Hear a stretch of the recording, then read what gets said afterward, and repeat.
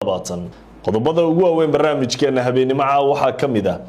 madaxweyne Donald Trump ayaa lagu waramayaa in uu wajahayo walwal weyn iyo cabsi taas oo ay tilmaameen khubarada caafimaadka in madaxweynaha ay saameysay caafimaadkiisa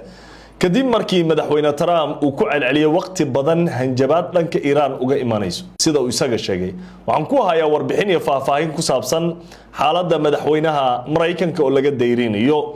qodobada sidoo kale barnaamijka aynu ku eegi doona iyana waxaa kamida Turkiga ayaa ugu dambeyn ogolaaday qorshe Mareykanku uu doonayay si Turkiga uu ku helo diyaaradda F-35 iyo motooradeeda taas oo Israa'iil si weyn u diidanayd waqti badan Netanyahu hadda uu sheegay inay tahay arrin aan sax ahayn xilligan in dawladda Turkiga loo gacan geliyo diyaaradahaasi maxay tahay qorshaha uu ogolaaday Turkiga Imaaraadka qayb uu ka yahay Trump iyo Erdogan ay isla qorsheeyeen sheekayable oo halkan ku jirta ayaad maqli doontaa qodobada sidoo kale barnaamijkan idinku haynayana waxaa kamida warbaahinta caalamka iyo baraha bulshada waxaa qabsaday muuqaal gabar muslimada oo Britain ku nool looga been abuurtay gabadhan oo gabar muslimada oo xijaaban ayaa waxaa laga been abuurtay oo la sheegay in shimbir iyo ilmaheeda shimbir yar iyo hooyadeed ay shimbirtii qabatay durba waxa loo bedelay in gabadhani ay doonaysay shimbirtan inay disho cunsuriyiintii Britain ku nooleed waxay u bedeleenba in xitaa shimbirta ay rabtay inay cunto sheekayable warbaahinta qabsatay aan idin haya iyo gabadhan oo si cajiiba oo la yaab leh uga jawaabtay qalbiyada dadka reer Britain iyo dunidana taabatay qodobada iyo kuwa kale ayaan idinku hayaa barnaamijka caawa halkan waa Kow Somali Media marka hore aynu ku bilowna xaaladda bariga dhexe dalalka khaliijka ayaa caawa mar kale ka walwalsan suurtagalnimada weerar uga yimaada dhanka Iran iyadoo Iran la sheegay in ciidamadeeda heegan ballaaran ay ku jiraan Trump waxa uu ku celceliyay dhowr jeer inay burburtay xabad joojintii laakiin wada hadallada ay wali socon karayaan dawladaha Qatar Pakistan iyo kuwa kale ayaa isku dayaya in xiisada la qaboojiyo laakiin dhinaca iyo Mareykanka waxa ay wali ku adkeysanayaan inay weeraradu sii soconayaan dhinaca kale wararka ka imanaya bariga dhexe ayaa sheegaya wasiirka ku xigeenka arrimaha dibadda Iran Qasim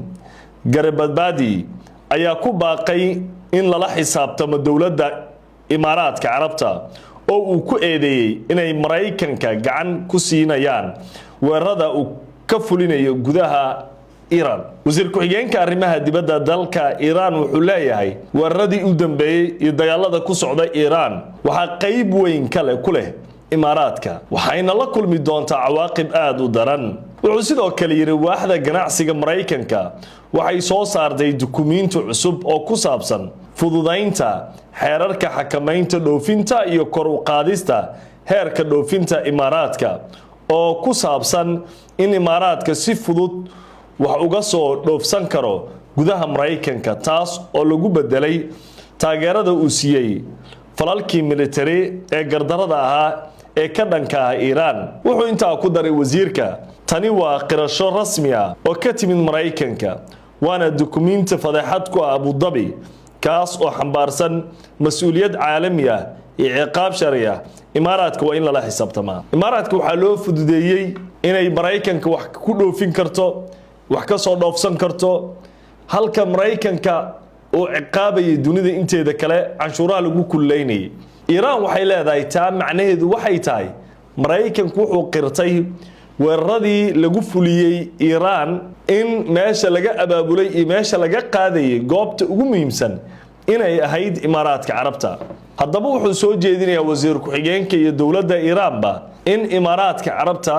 si sharciyana loola xisaabtamo si military wax looga qabanayo caawa Imaaraadka waxay ugu tahay habeen kale oo cabsi badan dukumiintiyadan soo baxay iyo warbixintan Mareykanka ay soo saareen Abu Dhabi wax kaliya kuma aan fadeexo waxay ku tahay qatar kale oo ay wajahayso oo suurtagalnimada weerar cusub oo uga iman karo dhinaca iyo Iran waayahay saaxiibada qiimiga leh waxaynu toos u galeynaa warka ku saabsan cabsida madaxweyne Trump iyo xaaladiisa caafimaad oo laga deyriyay sida ay warbaahinta qorayaan Trump laftirkiisana uu bartiisa X iyo Twitter-ka u soo dhigayo madaxweyne Trump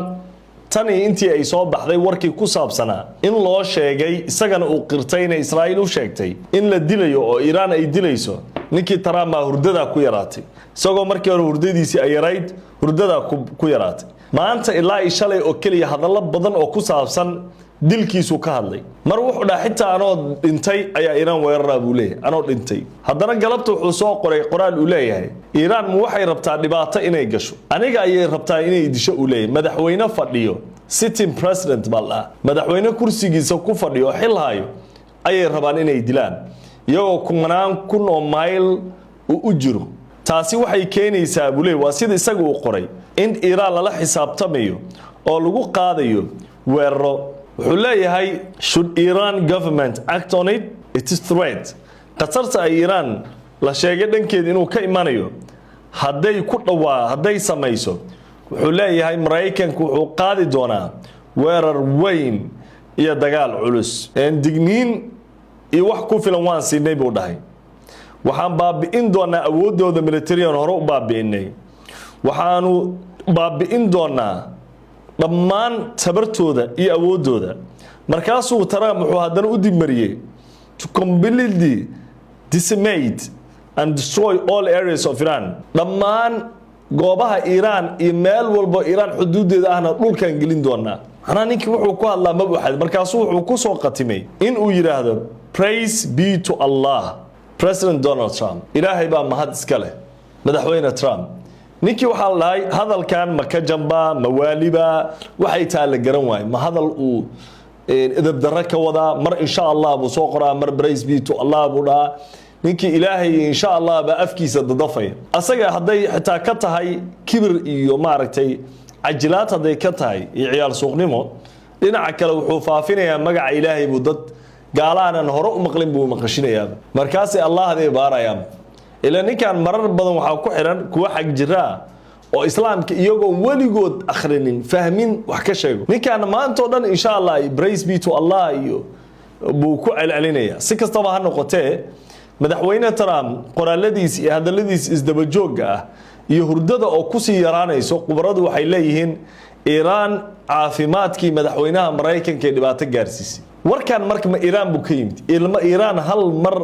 meel ay ku dhahday malahan waan dilaynaa Trump marka laga reebo in hogaamiyaasha iyo saraakiisha Iran ay sheegeen inay u aari doonaan Ali Khamenei Khamenei la dilay hogaamiyihii la dilay sanadkan aan ku jirno 2026 February 28keedii maalintii u dambeysay la dilay bishaasi ayay yiraahdeen waan u aaraynaa wax kala laakiin Trump isaga sheegay in Israa'iil waxa u sheegay laakiin hurdo iyo nasashininkii waa waay qoraal maanta Twitter waa la soo socdaa waa la daba socdaa Iran dhibaatay geysatay waxaan ka baqaa in Iran lagu dallacdo lacag aan ninkan waa waashaan miirkiisa dhaawacdeen compensation la ka rabaa waa yahay saaxiibada qiimiga loo waxaynu toos u galeynaa qodobka xiga barnaamijka Turkiga waxa uu ogolaaday qorshe waqti badan u diidanaa taas oo ah si uu u helo diyaaradaha casriga jiilka labaad F35 Mareykanku soo saara iyo matooradooda in nidaamka difaaca Ruushka ee loo yaqaano S400 in dalkiisa uu ka saaro taas bedelkeedana Mareykanku waxay siinayaan inay ka iibiyaan siismo wax la ma jirto in laga iibiyo F35 Israa'iil in Turki laga iibiyo F35 Netanyahu waxay u tahay macna inuu Turkiga hadda weeraro oo kale macna sida uga soo horjeedaan aad buu u diidan Netanyahu aad buu arinta uga xumaan laakiin Erdogan iyo Trump qorshe yaab leh bay degeen Trump wuxuu ballan qaaday inuu ka iibinayo Erdogan Mareykankana waxay leeyihiin haddaad ka iibiso heshiiskii Turkiga loogu diiday Mareykanka ay ugu diideen in la siiyo F35 waxay ahayd inuu haysto S400 nidaamka difaaca Ruushka haddii dalkiisa uu ka saaro waa la siinaya Erdogan iyo Trump qorshaha ay degeen Netanyahu dhulka lagu garaacay Imaaraadka la hadlay waxa la yiri S400 nidaamka difaaca Ruushka ayaa la geenayaa Imaaraadka kadibna waxa laga iibinayaa Mareykanka F35 waxaan ka wadaa Turkiga waxa laga iibinayaa F35 waxa ka iibinaya Mareykanka Trump lacag waa rabaa Erdogan waa rabaa Erdogan F35 inuu helo Netanyahu qalbiga ka jibinaya dalkiisana uu u baahan yahay matooradina uu rabaa xalil Turkiga waa wadan khatara diyaaradaha sameeyntooda farsamada cajiib uu ku yahay wuxuu soo saaray waxa ka cajiibsan hadii uu helo waxa nidaamka diyaarada matoorada iyo waxa ay ka samaysan tahay wadamada adduunyada diyaaradaha dagaalka kuwooda ugu qatarsan ama casrisan haysto marka caawa waxa leeyahay waxay u tahay habeen weyn Turkiga automatic si oo macnaha toosa ay xaq ugu yeelanayaan inay helaan F-35 Netanyahu marka oo Trump la kulmayo muxuu u sheegi doonaa baa leeyahay ilan wadan NATO kamida Trump saaxiib la Mareykanka dana badan uu ka leeyahay saldhig military ku haysto sidoo ugu diidi karaa Netanyahu uu ugu hor istaagi karaa sidoo uga dhaadhicin karaa Trump inuu la qaato aragtidaasi waa aragti dhib badan oo aan u suurtagelaynin ra'iisul wasaaraha Israa'iil iyo kooxdiisa xaq jirka ee doonaya arintaasi inay u hirgasho waayahay saaxiibada qiimiga loo qodobka ugu dambeeya barnaamijka caawa waxaynu ku soo xiraynaa sheeko warbaahinta iyo baraha bulshada caalamka qabsatay gabar muslimada oo Britain ku nool oo xijaaban ayaa waxay aragtay shimbir yar oo hooyadii gaari la oo darbiyada ku dhufsanaya dad badan baa dariiqa marayay gabadhan xijaaban waxay istiri shimbirkan ay hooyadiis isgaarsii macnaha shimbirtan yar hooyada siday ku gaari lahayd ka shaqay way orday shimbirtii qabatay intay shimbirtii qabanaysay duubeen marka kuwa xaq jirka aha waxay ka dhigeen gabadhan inay shimbirta dilayso oo ay rabto qaarkood waxayba gaarsiiyeen heer ay dhaheen waxay rabtaa qoftan muslimada inay shimbirtan cunto waa cunsuriyiin marka ana fursad baa laga raadinayay gabadhaana ujeedkeeda wuxuu ahaa iyada noo sharxi doonto in shimbirtan ay badbaadiso waxay tiri dadka meesha maray waxaan rabay inay ila badbaadiyaan ilaa shimbirtii way soo dhacday awood ma lahan baalashiya wax ka galeen waxay tiri baalashi wixii ka galnaa ka saaraan rabay waxaan rabay inaan hooyadeed u diro oo ay ishelaan bal meel xitaa aynan bisad iyo wax kale dhibaato kale ka gaarin la cunaynin inaan u gaarsiiyaan rabay meeshaas waa ogtihiin maaragtay dabacdayaha aad ugu badan inaan la cuninaa rabay bay tiri laakiin waxay iigu bedeleen aniga rab waxay tiri qatarta ay dhalatay waxay ahayd ay dhashay muuqaalkii la iga duubay meel kasta la gaarsiiyay tiri dal iyo dibad baa laga falceliyay anigana beenaa la iga sheegay bay dhahday dadkii dunidana been baa loo sheegay waxa qaadatay marka hadalkeedii jawaabta ay bixisay warbaahinta Britain cadeymadii ay keentay gabadhan iyo siday uga faallood meeshii laga rabay inay cunsuriyiintii runta sheegaan been bay sheegeen cunsuri ma wanaag ka sugaysaa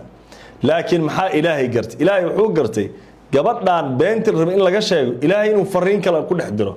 uu tuso naxariista muslimiinta xayawaanaadka ay u hayaan sida ay rabaan bani aadam iska dhaaf in xayawaan la rabo in loo badbaadiyo kuwa kale way daawanayeen iyadana shimbirta yarta inay badbaadisay u soo baxday iladaa warbixinta ITV ee ka diyaarsay gabadhan oo ka hadlayso arintaasi I was trying with other people to help the bird and then I found these lies are being spread around me.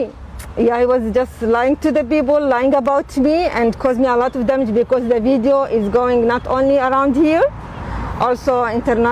internationally. They have agenda to divide us and we should not let them do so.